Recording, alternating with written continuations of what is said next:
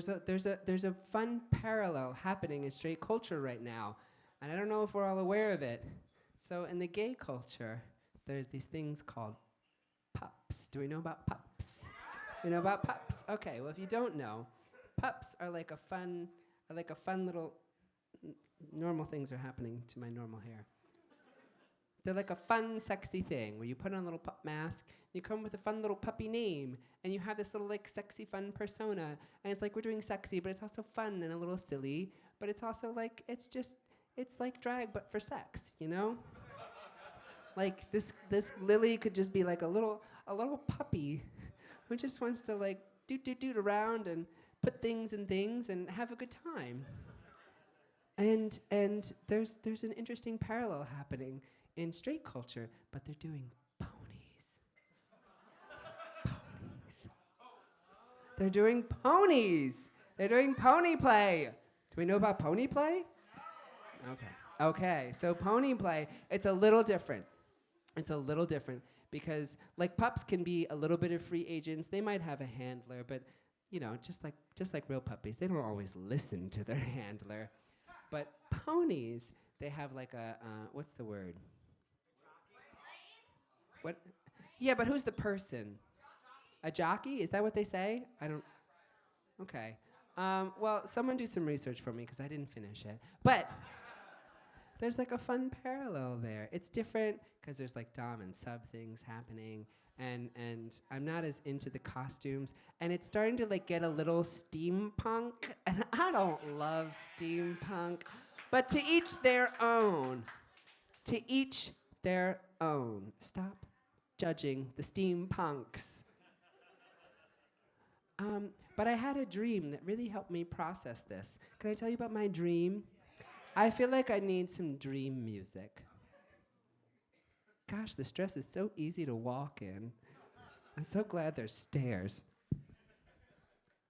What's fun for, you know what's fun for dream music? It's the whole tone scale. Ooh. Ooh. It's a little bit sending us into the past, but we'll go with it for now. So I had this dream. No, I'm not into it. I had this dream,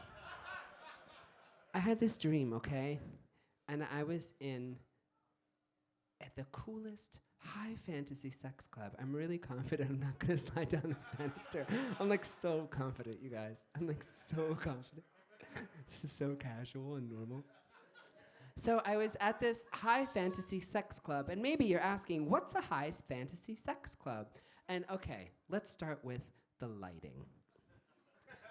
We're doing like 80s horror lighting, but like not like horror content, like that beautiful like Dario Argento, like we're doing blues and reds and like striking contrasting colors, but it's all nice and dark and spooky. It's not too bright. Because recently I was in a dark room where a friend commented, it's like you have to wear SPF to go in the dark room. It's so fucking bright. Not this sex club. No, it was dimly lit, but beautiful.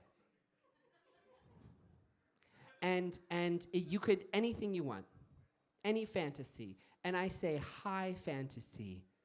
You want to put a butt plug up a gnome? Let's do it. You want to top a centaur? Let's go. You wanna lick a troll's butthole? There's a room for that. It's the troll butthole licking room. Don't go in if you don't want to lick a troll's butthole. That's the only rule in the troll butthole licking room. It's not hard. So yeah, high fantasy sex club. And I'm wandering through, and it's just like literally anything you could want. Lighting is gorgeous, stunning, wonderful.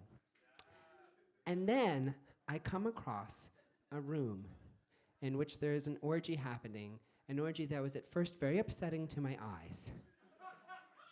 It's very upsetting to my eyes. It was an orgy of trans femme lesbian skeleton people. This is a real dream I had. I swear to fucking God.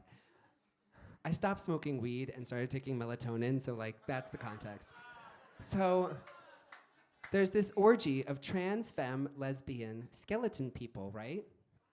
And there was a moment, like when I first started smoking weed, it was like I'd have these crazy intense dreams, and then they'd turn into like really intense nightmares, like apocalypse, Earth is splitting apart, fireballs everywhere. Like it was just like intense nightmares. So I had this moment of like, uh-oh, a trans femme lesbian skeleton people orgy.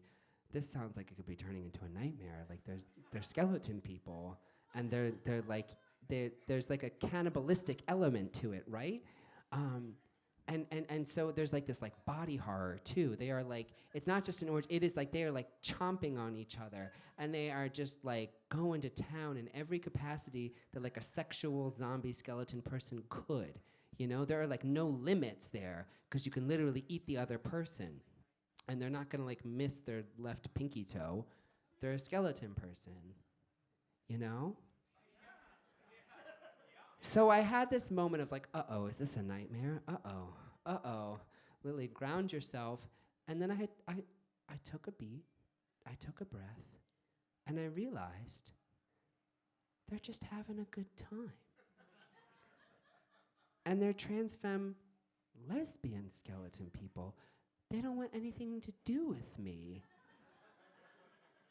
I wasn't in drag.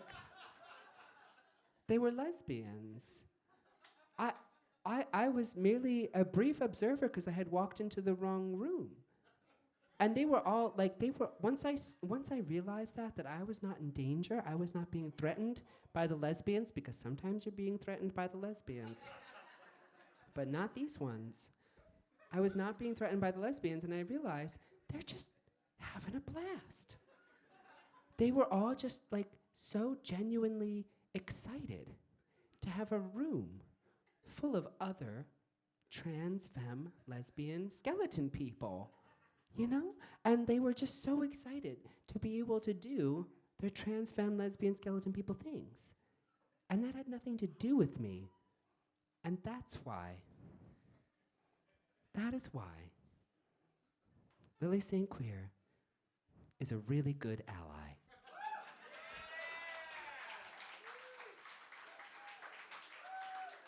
Thank you. Would you like a song about the trans femme lesbian skeleton people? I did write one. Again, it might mean I forget the words.